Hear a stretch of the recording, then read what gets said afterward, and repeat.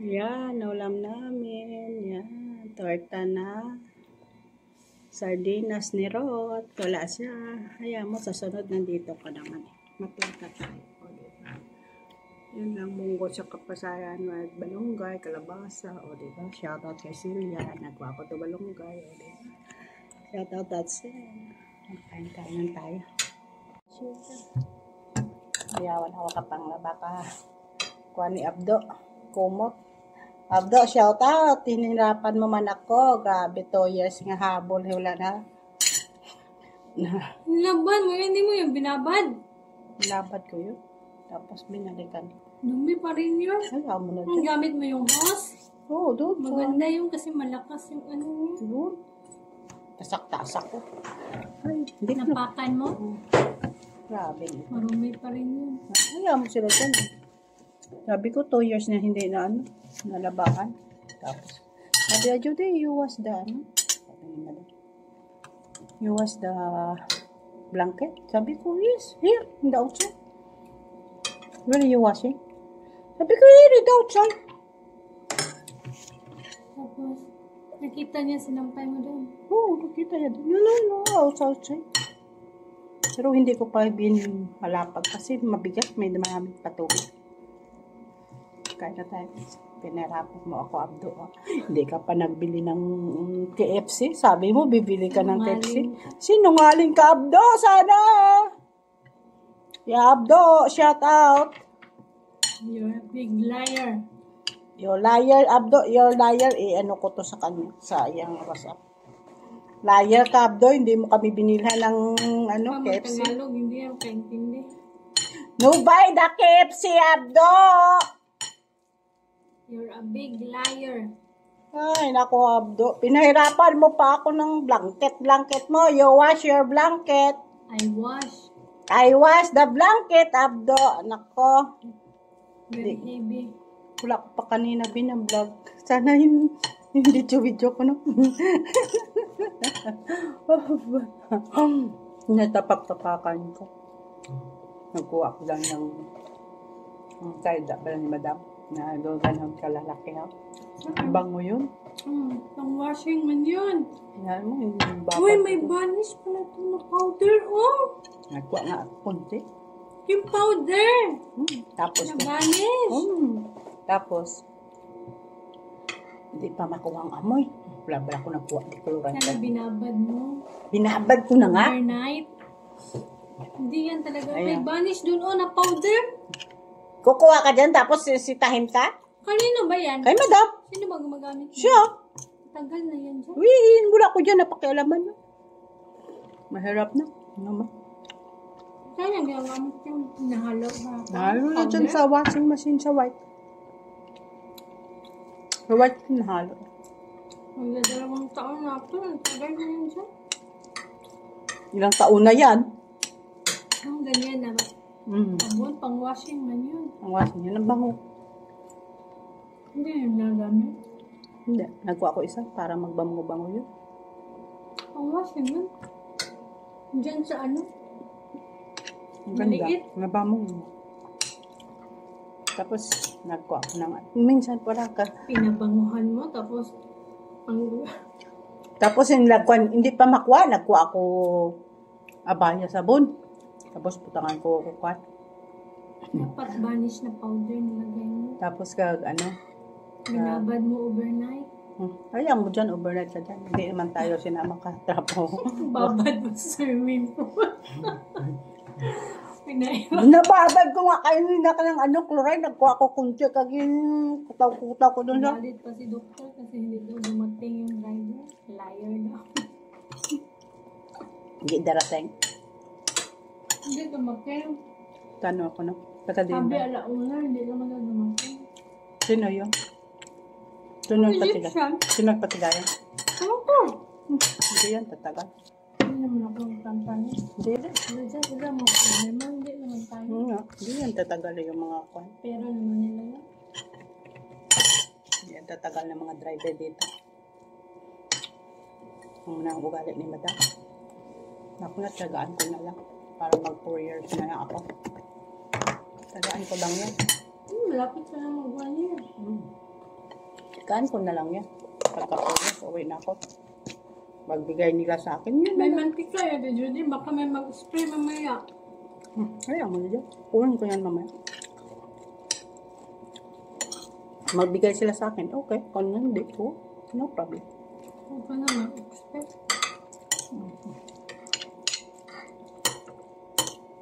Maganda nga dito. Binigyan man si GC noon. Mga driver, binigyan man. Dito, iba naman yung amo nila. Nagulat nga sa bro nung pagkakita niya na ano. Binigyan niya. Maraming pera. Kasi akala lang na kahit lang mga Binigyan yan sa ano niya, end of the year. ang iba si Judy hindi. Dito na bigyan. Dahil, Kailangan ka 4 years. Paano mo? may mga 6 years siya for my 3,000. Dua ka, 500. Buti nga dito. Binigyan. Baka sa akin wala din. Sinabihan ka na lang. Yan, kuwan niya lang yun. Kaya lang umasa, at least binigay naman niya sa'yo yung ano. Pag hindi ka mag-uwi, binigay sa'yo. Cash. Tapos, vacation pay mo pa. Nasa ka pa yan kanila. Hindi ka naman uuwi, expect ka lang 4 years. Makapagawa ka na ng mansyon. Hindi ako uwi. Basta doon ko 4 years. Tapos, kasi kasuhin ko doon ang business ko. Kasi kung hindi ako pauwi ng anak ko, straight ako. Kasi ganyan ang ginagawa ko, straight 4 years. Kaya ano, lagot ang anak mo. Hindi, kasi yung bunso ko. Gusto niyang umuwi ako. Makita ikaw. Kasi yan ang ginagawa ko, straight ako ng 4 years. Iba naman yun ang amo din. Nag-aamo natin. Nila strict to yun. Sir, kaya yun ang nakuha ng STC. 1.7 kasi may 200 pa siya doon. Tapos yung 1.5 na sahod niya. Okay. Tapos yun nga, yung 1.7, yun, hindi na maibigay-bigay ng STC. Ang dami ng mga ano. Tanga sa kasi. Wala na po na, hindi yan yung pera. Mali niya. Bakit hindi niya iniwan kay ano, ipadala sa pangalan niya? Kala ko mga graduate college.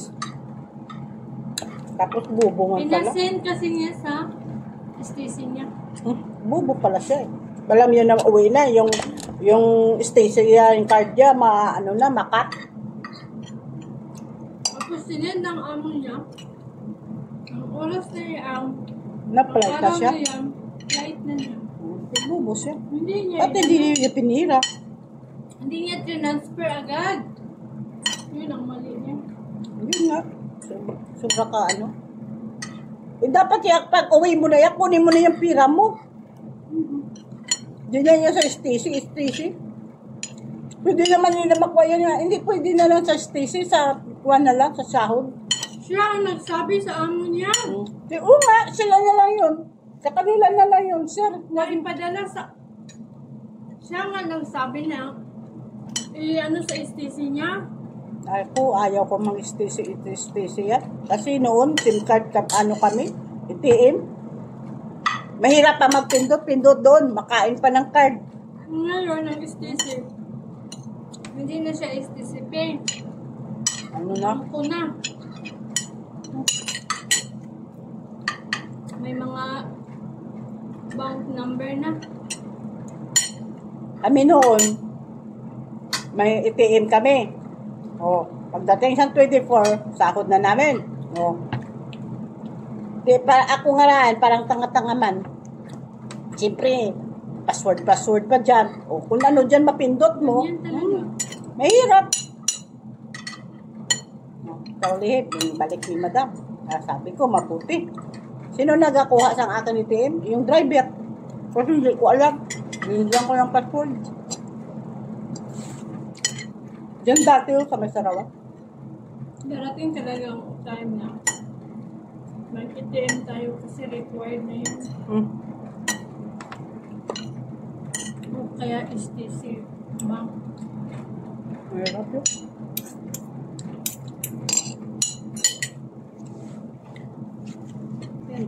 Tapos, paano niya dito yung isa? Hurah-hurahon. Binibigyan niya ng mga ano.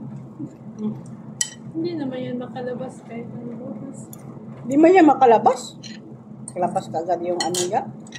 Kasalanan niya yun.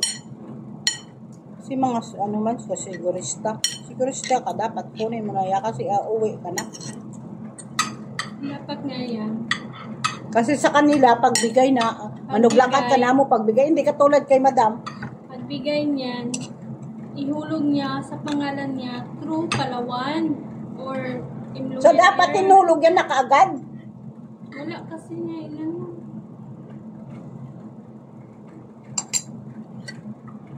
No, di ba? Dito yan maganda. Kasi uwi ka na, bigyan ka na kaagad. Mga 3 days pa lang, bigay na sa imong pera. O, di ba? Kaano ka pa? Makabili-bili pa ng ano, hindi.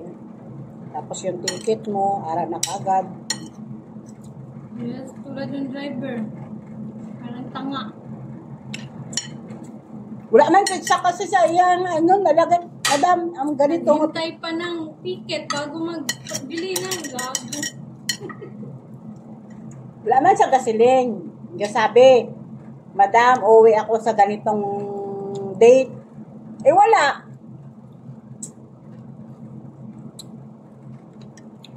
Wala na yan kasi mag-exit na sila ng bahalan niya. Hindi man si Madam ang nag-ano, si ano, yung Abdullah. Tapos si Madam, noon, uwi gabi 24. Hanggang 24 lang yung sahod. Nagtaka ako nga, pag uwi ko, ginfull niya. Kahit si Rafi. Ginfull niya. Tapos yung trabaho ko doon, yung natrabaho ni Rapi, natrabaho ko, wala ba nang bigay? Umuwi siya 16. Buo yung sahod. Ba't ka siya, kay ano, si ano, kay ano ba? Kay Abdo, may isa pang araw. Ginubuo yan. Noon hindi.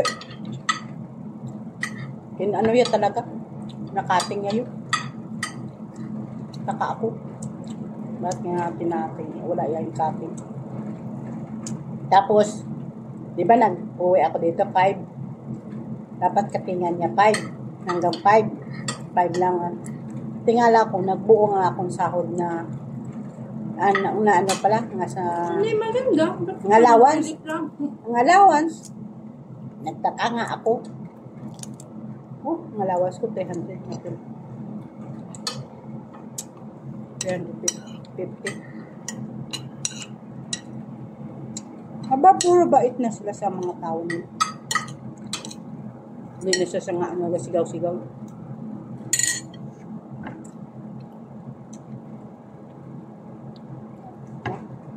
Maliit yung magulo nila kung nagpa-fasting sila.